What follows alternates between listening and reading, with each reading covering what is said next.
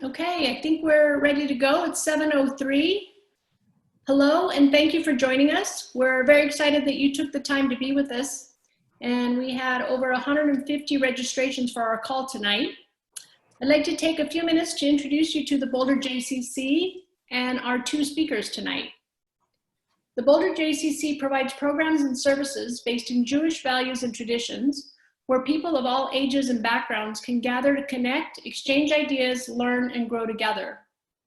The Boulder JCC is recognized for innovative approaches to engagement with Jewish life and connecting families through meaningful experiences and philanthropy.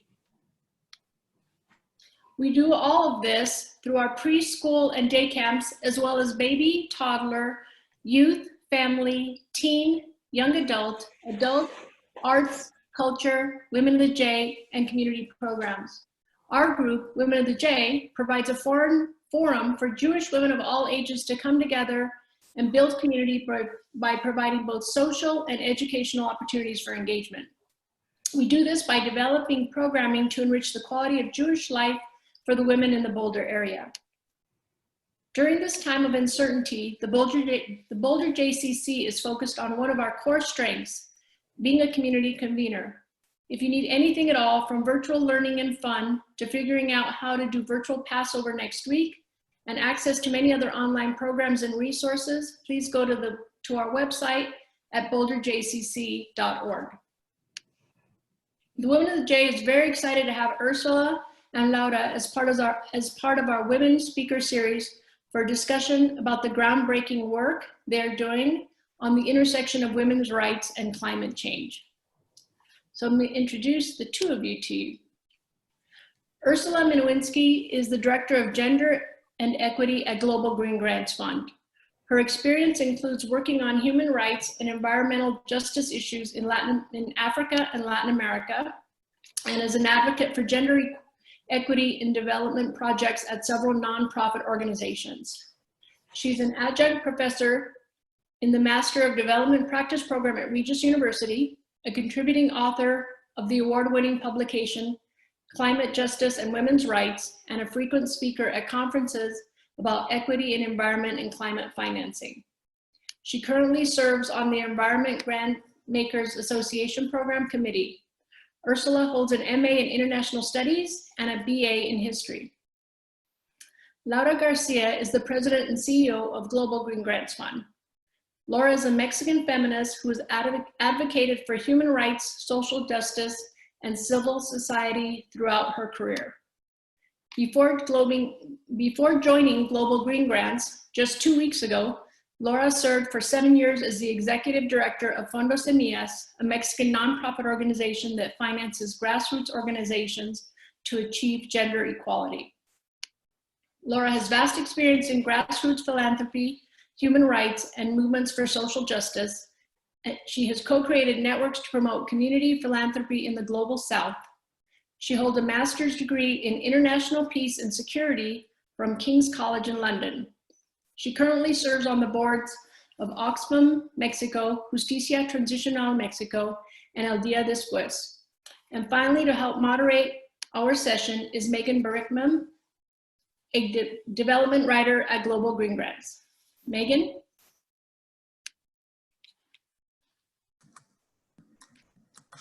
Thank you, Maria. So just to give you an idea of how this night will go, Ursula and Laura will each be giving 15-minute talks. And after that, we'll save some time for answering the audience's questions. So as a participant in this webinar, your audio and video have been disabled. So we're going to be taking questions through the Q&A feature at the bottom of your screen. So if you just scroll your mouse down to the bottom, you should get a bar pop up. And one of the features down there is Q&A. You can click on that and you can write in your question. And you can do that at any time during Ursula or Laura's talk or at the end. It won't interrupt them. And at the end, when we move to Q&A, I'll read those questions to them.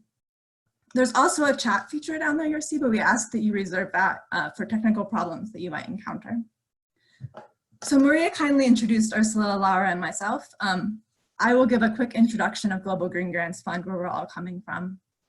We are the leading funder of the world's grassroots environmental justice movements. And what that means is we fund small community groups that are working to make the environment where they live healthier, to protect the land they farm, the water they drink, the air they breathe, from all manner of threats, from corporate pollution to land grabbing to climate change.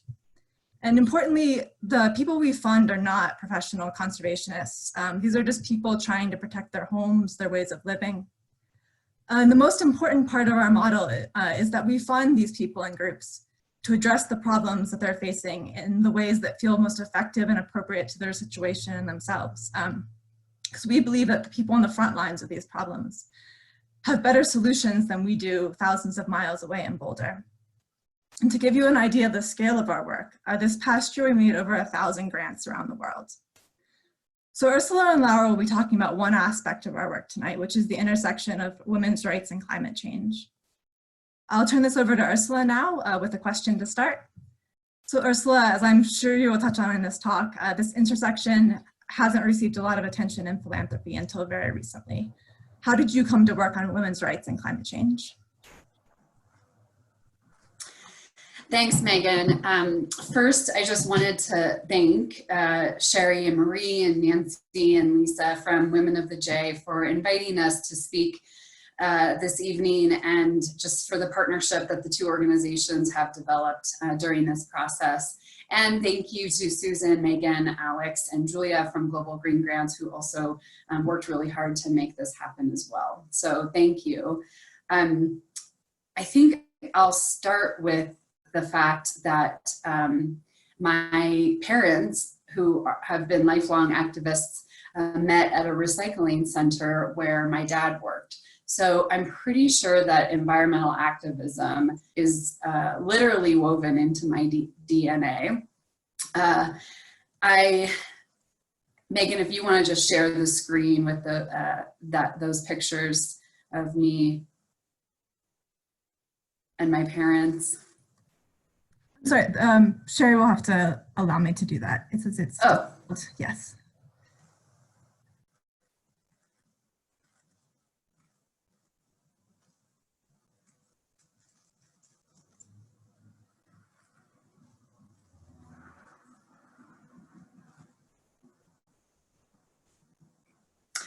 The reason why I included a few pictures on a PowerPoint slide of my parents is because they've been such an important influence in really establishing the values and setting the commitments for our family in terms of environmental and social justice, and really instilling those values.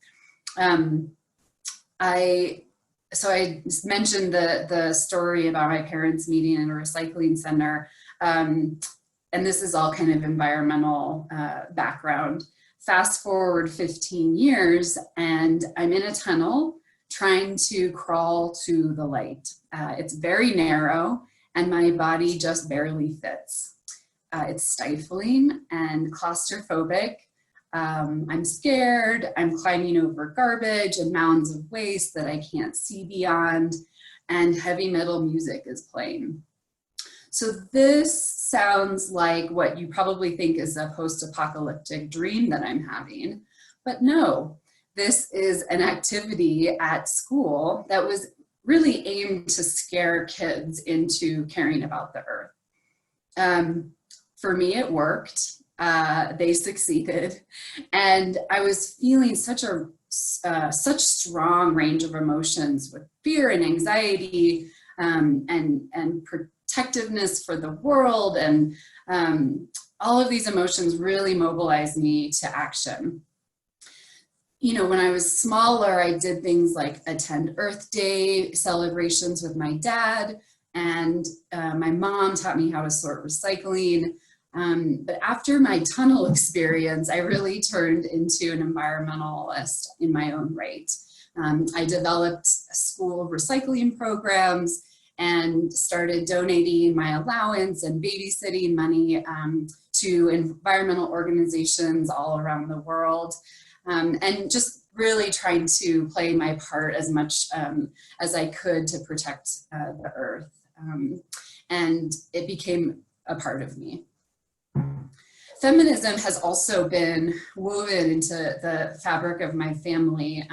My parents still live out their deep beliefs in equality and justice in every aspect of their lives, and they continue to model those values for family and community and whoever they come in contact with, really.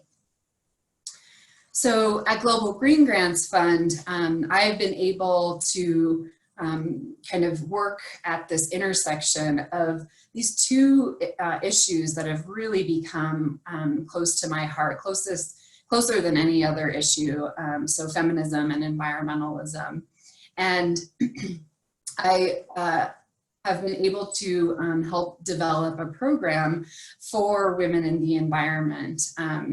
And it's based around what we at Global Greengrants value most, which is funding those communities who are considered more vulnerable to the negative impacts of climate change, such as youth and Indigenous peoples and women, because they are the ones who really are impacted the most by climate change, and they contributed to it the least. So the program for women in the environment recognizes that because traditional gender roles that are present in dominant, male dominant societies in most of the regions of the world, that women often feel more of the burden and realize some of the burden from climate change in their lives than men. And we want to make sure that resources are going to support these women who are addressing and leading activities to combat climate change. So Global Greengrants now gives over $3 million to women's environmental action projects around the world, and that represents almost 70% of our total budget for supporting local groups internationally who are also addressing the impacts of climate change. So today, a lot of what I'm going to be talking about is based on my work at Global Greengrants, which is international because we don't really fund domestically, but the concepts span and can be applied throughout the world. Okay, I think everybody's gotten a sense of my parents and the activists that they are or were. And so can you move to the next slide, Megan?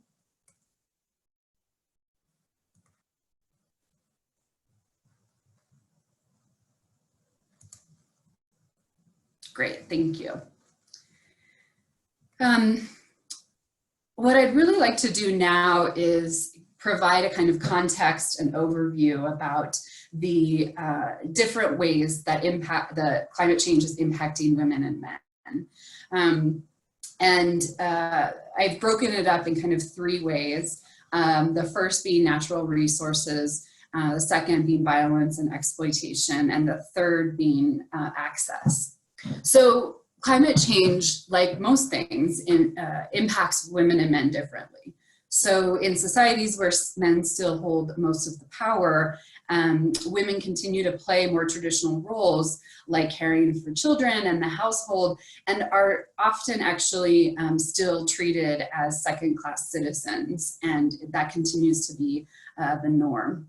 So part of the traditional women's roles around the world, especially including in rural areas, is acting as primary natural resource managers. And that means they are gathering water, they are using the forests for food and fuel and dyes, and they're farming the land that provides food for their families and their communities. So with climate change impacting all of those things, women are going to feel disproportionate impacts of climate change. The table that I am showing on the slide is something that is included in one of our publications about women's rights and climate change. And we'll follow up with that in a letter to all of you, so you can access that. But the first thing I wanted to focus on is mining and fossil fuels. So obviously fossil fuels create carbon emissions, and when a mining company comes into a community to extract coal, for example, they have to oftentimes destroy forests, cut out pieces of mountains to really clear the way for their extractive activities.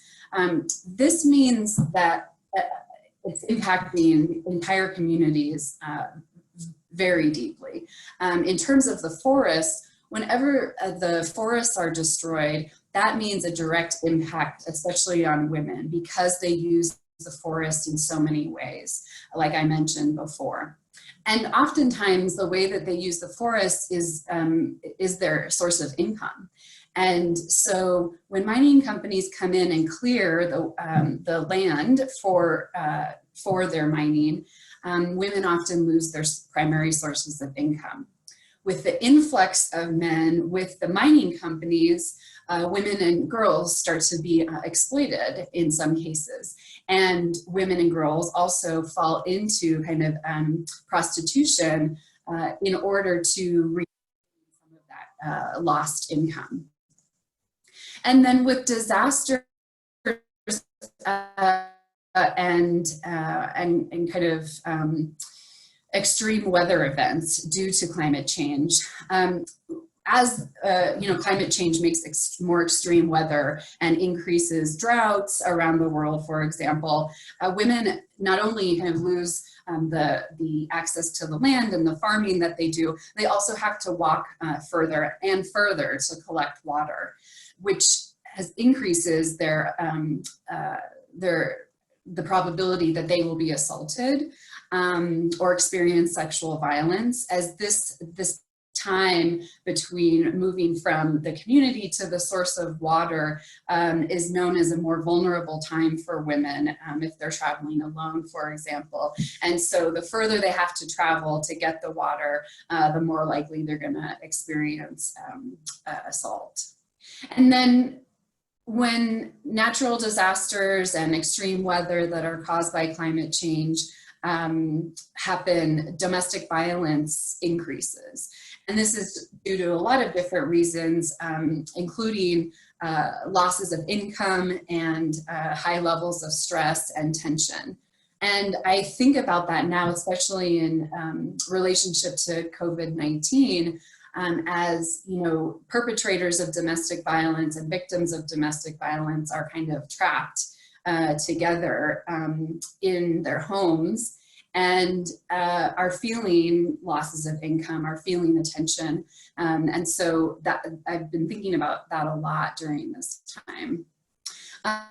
Women are also more likely to die than men in natural disasters. So one of the reasons for that is that they often, because they're not valued as kind of equitable players or people in the world, they have less access to information. Men who are in power usually, or those in power who are usually men, usually have more access to the information about whether they're creating the response plans, and women aren't always able to access that information, and so they're often left behind.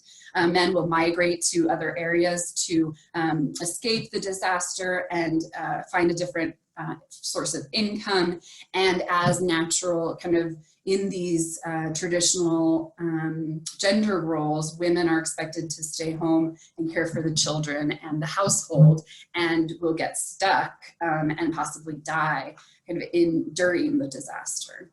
And so related to this topic of access to information and this topic of access, the lack of access to resources, which includes information, but funding and technology, women are often excluded from the decision making as well about natural resources and climate change plans. And this is so ironic to me because they're the ones who are most familiar with the impacts and the solutions that best meet their needs and the needs of their community. In terms of funding, in 2018, Global Greengrants conducted research on how much funding goes to women's environmental action projects. And 0.01%, 0.01 of all foundation funding in 2014 went to women's groups fighting climate change.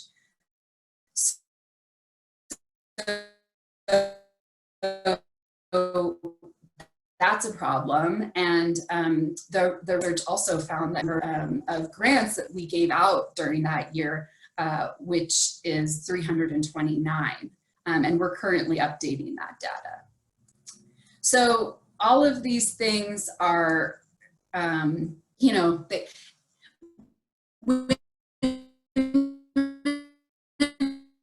are not just vulnerable victims. I want to paint too dreary of a picture. I mean, those are all realities, and there's hope. Women are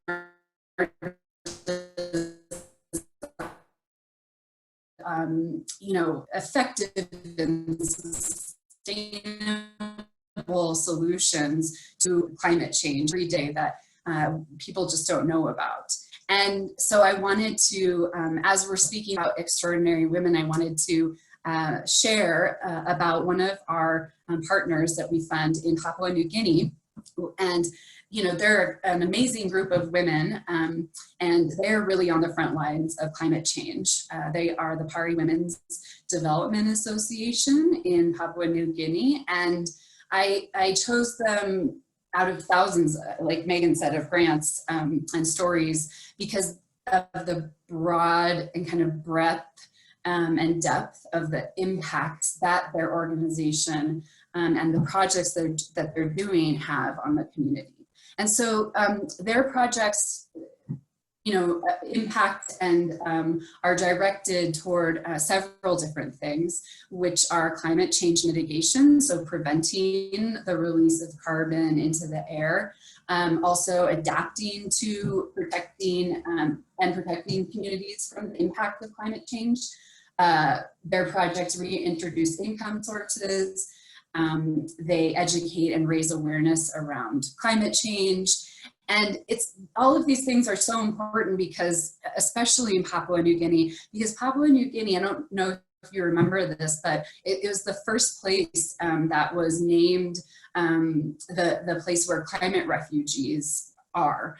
And that is so critical to this whole discussion because the climate refugees there are constantly kind of trying to get ahead of the sea levels rising and constantly kind of relocating themselves to higher ground.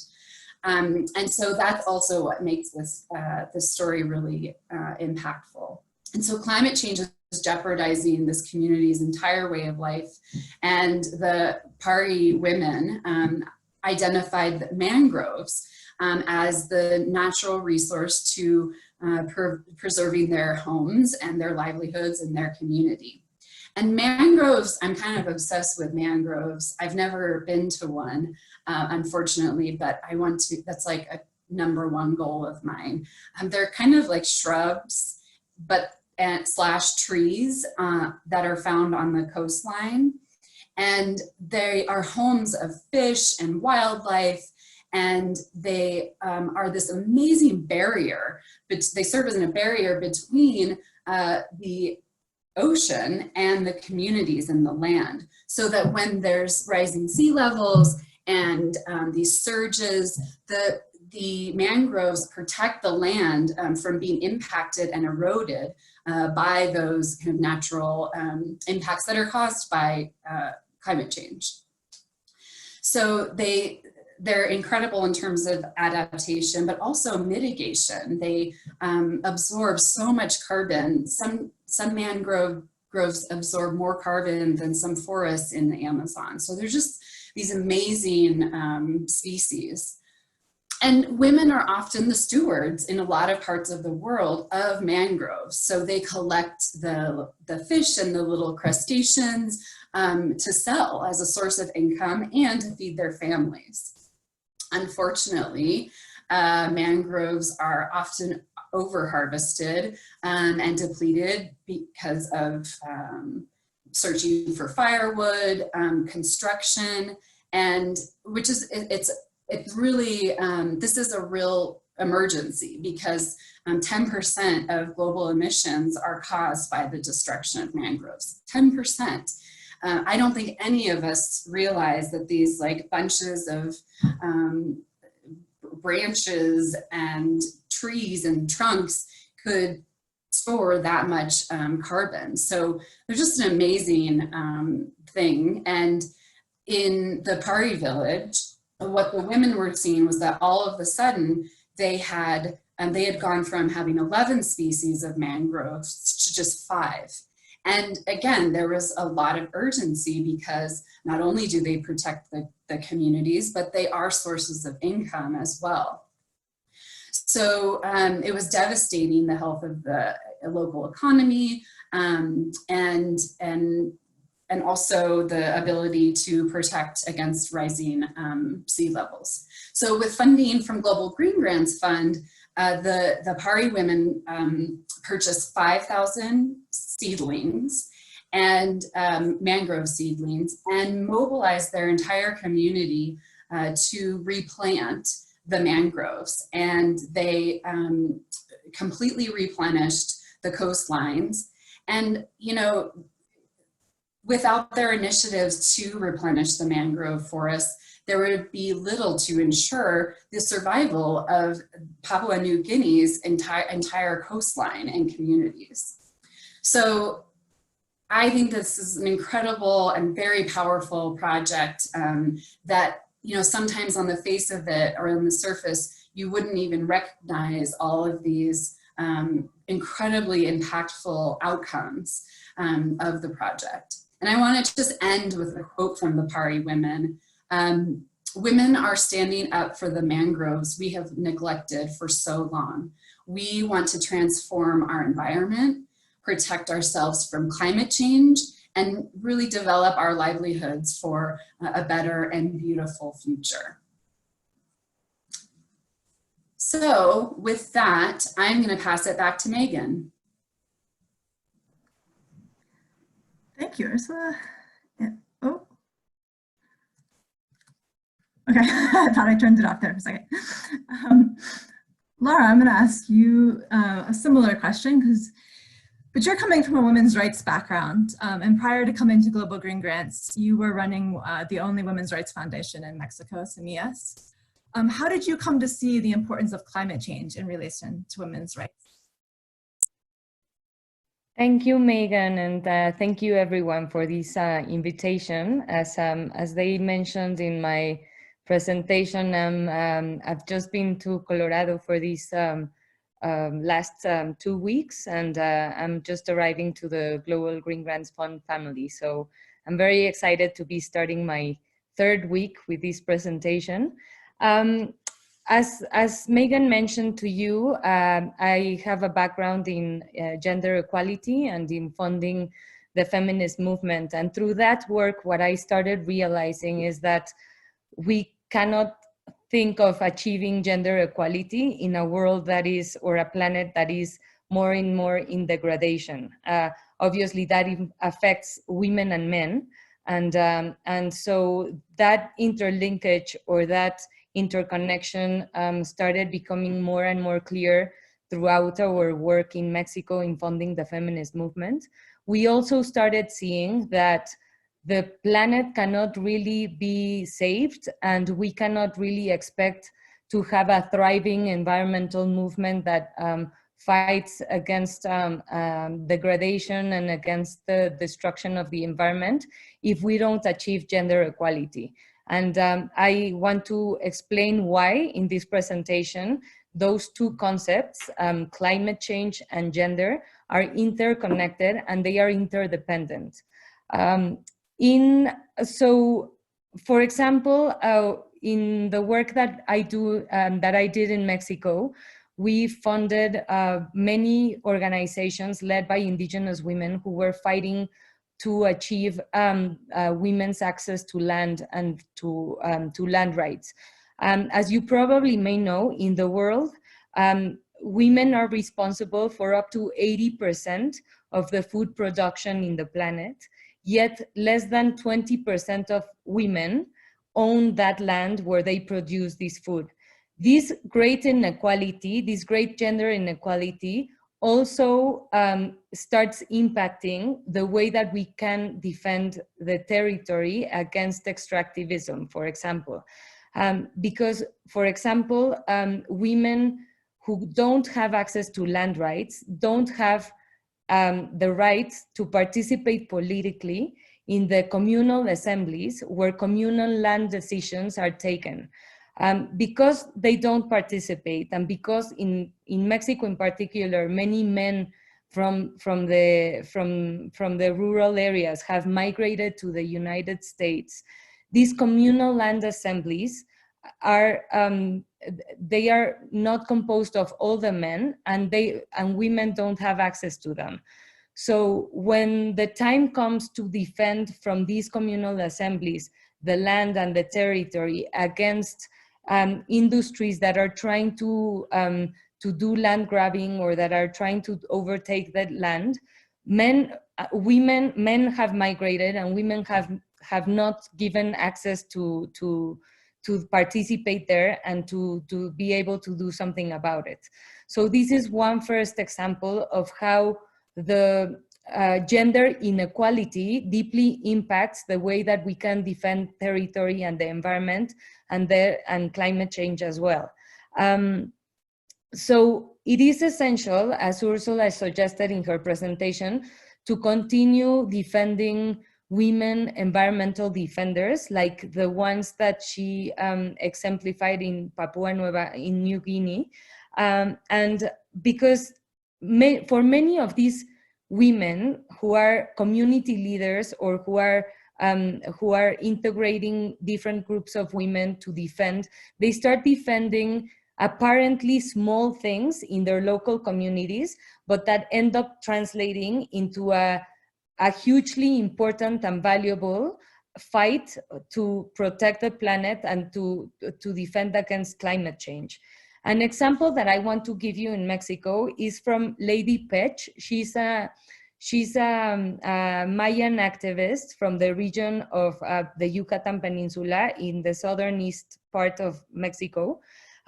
She has been representing many women and communities, and has been earning more and more recognition, not only in her region, but in the whole country, against the imposition of genetically modified soybean industries that the government gave permission for that type of industry to be able to work in the Yucatan Peninsula since 2012.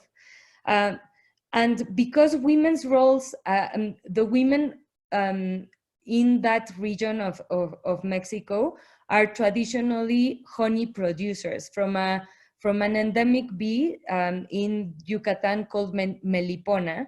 And they have been for thousands of years, for more than 3,000 years, the Mayan peoples of that region in Mexico have been producing honey. That is the main source of income for thousands of families.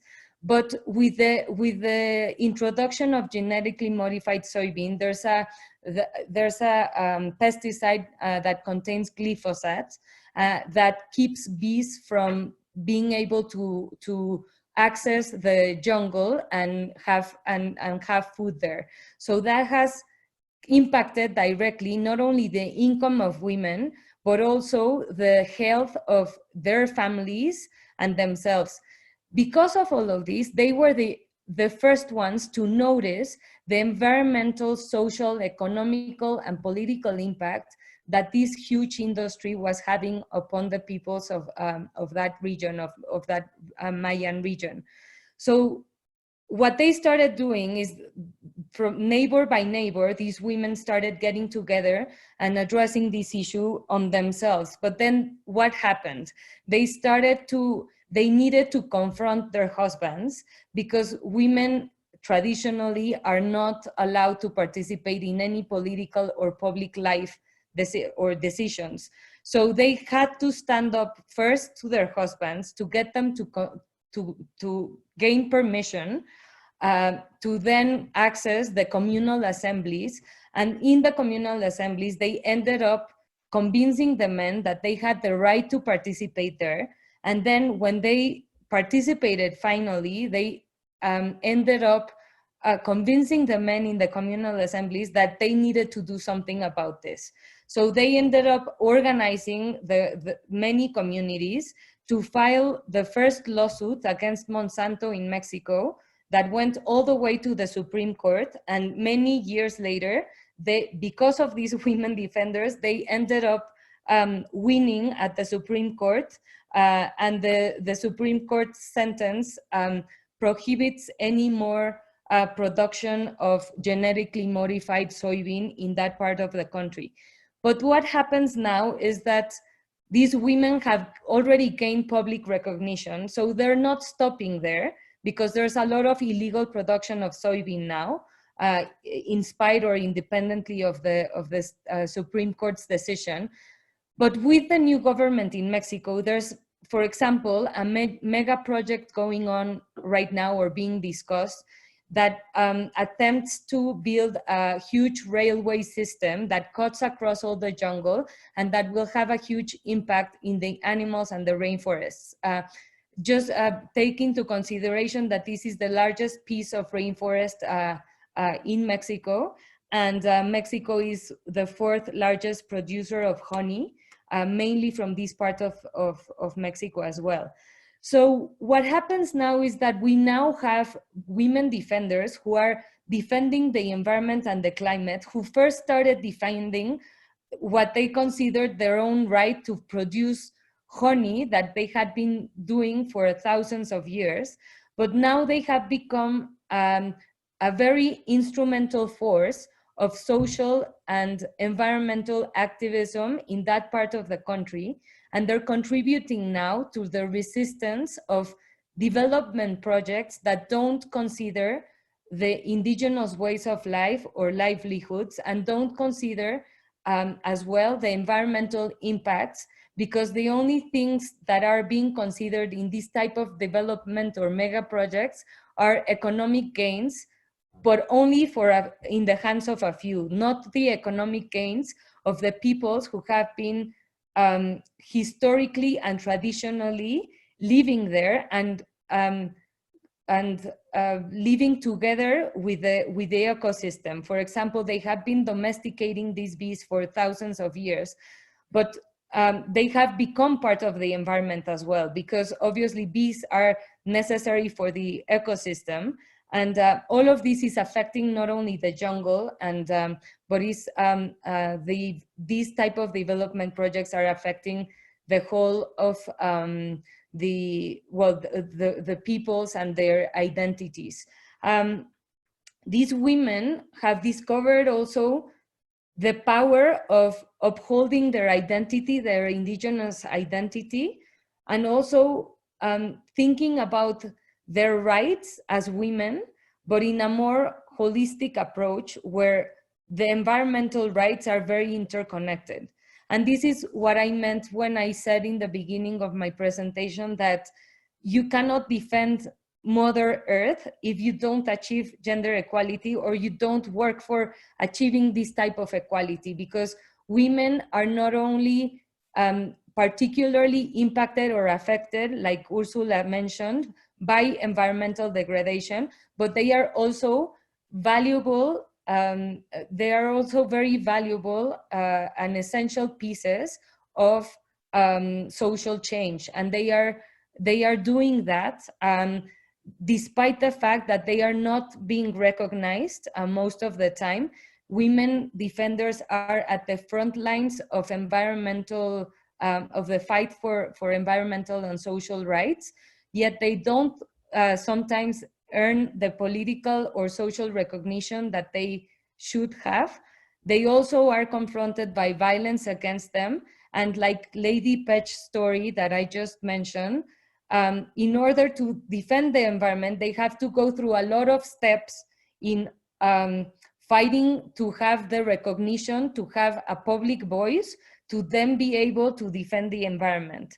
So these obstacles are obviously obstacles as well in achieving social and environmental justice as fast as possible, and in defending ourselves against climate impact. Because if we need first to have to fight to have a voice, then that means that we're wasting time on defending the environment, because they are already defending it. But there's a lot of things that, there's a lot of opportunities that we miss if we have a world where these environmental defenders in the ground or in the communities spend most of their time convincing their husbands to be able to go to the communal assembly, to be able to defend the territory against Monsanto. If we can achieve all that, if we can achieve gender equality, we ensure then that 51% of our population, which are women, can actually defend the territory like they are doing already, but without so many obstacles. And one big obstacle, like Ursula said, is the lack of financing as well, because it's incredible that there's so many thousands and thousands of environmental defenders in the ground doing incredible things like building a mangrove again, which has a huge impact to the environment. Yet most of the funding goes not to these women, but to huge projects led by men. And if we don't have a more equal balance, we're not going to be able to defend the territories and the natural resources. And one last thing that I want to say before giving some time to questions and answers from the public is that it's very important to understand the power of grassroots movements and social movements in protecting Mother Earth and defending ourselves against climate change. We cannot work on resiliency only through large projects led by men. We need to have women there, we need to have them participate, and we need women's voices to be heard more. And locally, I feel very lucky to start being a part of Global Greengrants Fund, because we are the largest funder for grassroots women's groups who are defending the environment. And yet we are a small fund in comparison to a lot of other foundations that could be doing that. And we want to invite everyone, not just funders, but communities in general and the population in general and society, to not only recognize the powerful role that women environmental defenders have, but to actually start looking into ways where we can support these actions, because they are not only defending their families or defending their income, they are actually defending climate. And climate justice is directly connected to those women who are living in places where there's a lot of natural resources that are at stake. So thank you for listening to us, and we are open to questions and answers. Thank you, Lara. We've been getting a lot of great questions. I'll start with one that transitions really well from your final points. The amount of funding for women in the environment is shockingly low. What are your ideas about how this can change, both internally and within other funds? Who are the key philanthropic funders who are engaging in this topic?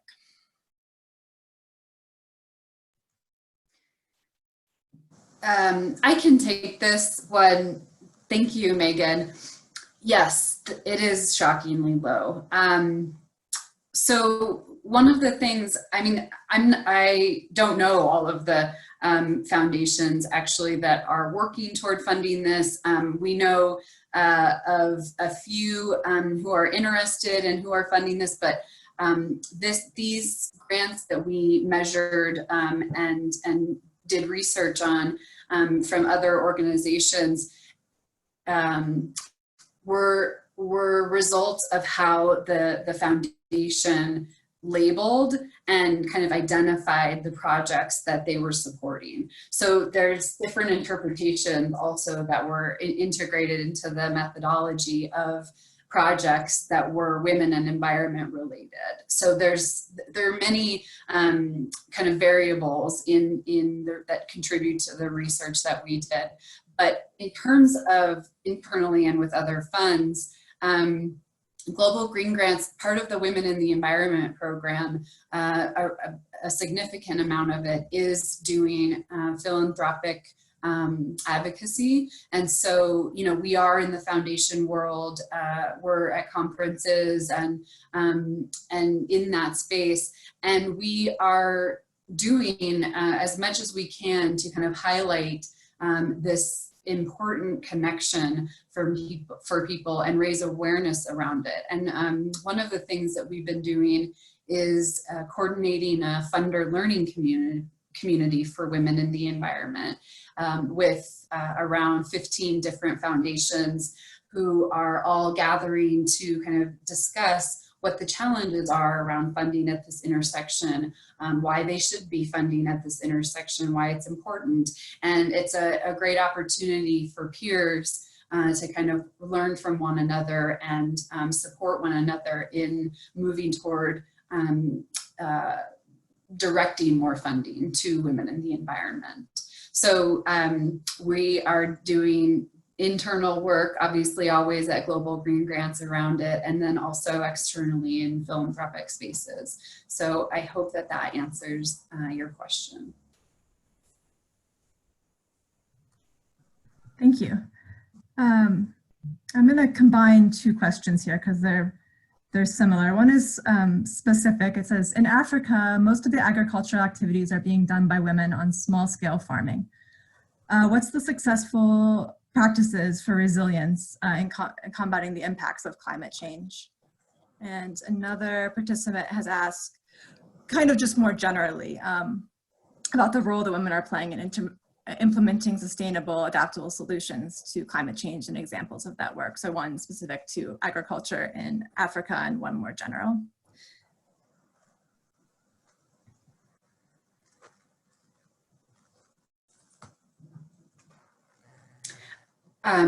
Lara, do you want to take this, or I can take it also? Go ahead. Okay. I can take. I can do some answer and then let you also fill in the information that you have.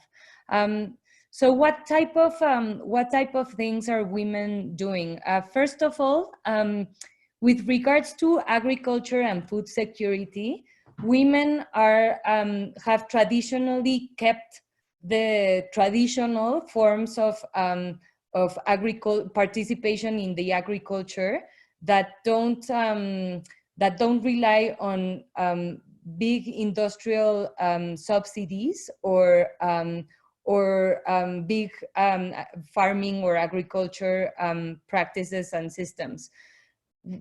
What that means is, on the one hand, they don't have access to that, so that's why they have kept their own systems of food production more as family-oriented or less as part of a more formal or bigger economy.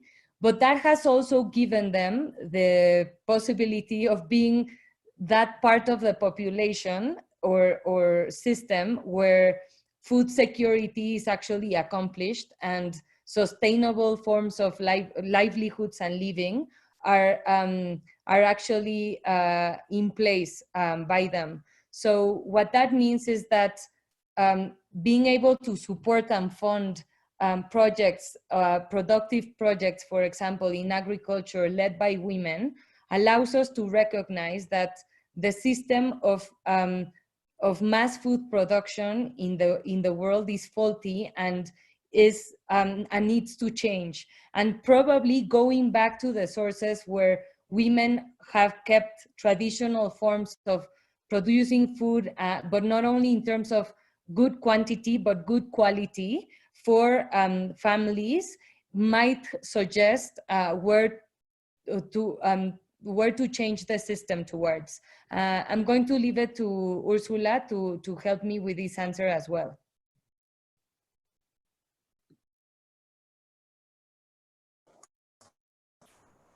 Is a grantee of ours, a partner in Tanzania, who I got to visit, and it's a women's kind of small farm holder group, and I really enjoyed. I got to speak with them, and they showed me around their projects and their kind of land that they were working on. And one of the things that they told me was that they don't use the term climate change. What they do is follow the weather patterns. And so what they had noticed was that the weather patterns were changing drastically, and therefore their crops, they had to re-envision the times of the years that they would grow crops, and then also different types of crops that they hadn't ever tried before, all to kind of adapt to these different and more extreme weather conditions. And so, you know, one of the things that they did was buy a food dryer so that they could get through the seasons that they, you know, weren't necessarily harvesting a lot of food in, and still had food, dried food available. They were selling small goats, so they were as a source of income. They developed their own fertilizer with no chemicals in it. They developed a whole system of just layers upon layers of manure, and then straw, and then grass, and so they're developing things that that they're coming up with. They had also taught a neighboring community and group of women about the techniques. It's not a matter of people from the United States or kind of global North going in and saying, this is the way that you should be doing sustainable agriculture, but the women are actually just coming up with the adaptation strategies themselves.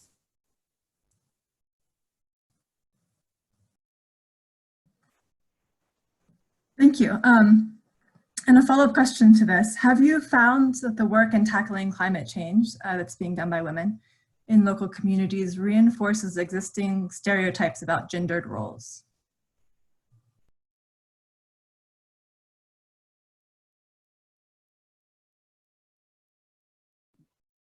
Megan, I am sorry, can you repeat the question?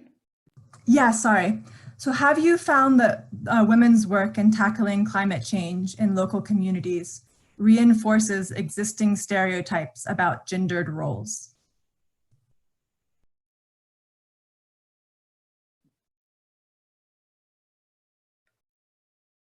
I think I need to, I'm sorry, I think I need to read the question because I'm not understanding it. Maybe it's my English. Can Ursula jump in? Sure. I think that a couple of things. One is, I mean, the work that they're doing isn't necessarily reinforcing gender stereotypes because it's what they have to do within their roles, and it's what they have to do for survival. What I think is more important to think about is the system that created those gender roles, and how women can, through different ways of leading climate change initiatives, can be kind of addressing the system of sexism and oppression through their work, and addressing the system that actually created the kind of stereotypes in the first place. So I think that there's actually an opportunity as women come to their own sustainable solutions and approach things in an equitable way, focusing on community and shared leadership. These are all ways that can that are not necessarily reinforcing gendered roles, but instead is kind of challenging the system that created those roles in the first place. And so I think there's a transformation that can be happening at the same time. Great, thank you. And I think we have time for one more. This is a question specifically for Laura. How does the US understanding of environmental rights differ from Mexico's understanding, or are they similar? Well, I yet have to learn a lot about the US understanding of environmental activism. What I can say is that let me just start by saying that in Mexico has a very vibrant civil society, but that continues to work with a lot less funding than civil society here in the US. So that perhaps impedes us to in Mexico to achieve more things that we would want. But at the same time, we are used to facing authoritarian governments, and we are used to facing enormous obstacles in the lack of rule of law, among other things. And that places us, when things go dire, in actually a very valuable that places us in a very valuable way of thinking, because we are used to understanding a very corrupt and broken system. So when things go dire, for example, in the environmental movement in Mexico, we have been working to build collective protocols and collective systems of taking care of each other, and environmental activists that have been murdered in Mexico and where their lives are always at risk also have been extremely resilient and have built practices that make them probably better prepared for crisis in general, such as the COVID crisis, actually. I think that in that sense, coming from a developing country, from the global south, where there's less funding available, for example, where we cannot take for granted the systems that we have in place in order to fully participate, for example, in marches and go and do activism in the streets, because that might put us in jail with more facility than a country where there's historically more stronger institutions, although institutions have been at risk lately. But that I think that situation, less from ideal, also puts us in a place where we need to always and constantly think outside of the box. This goes for all Mexican activists and not just the environmental activists.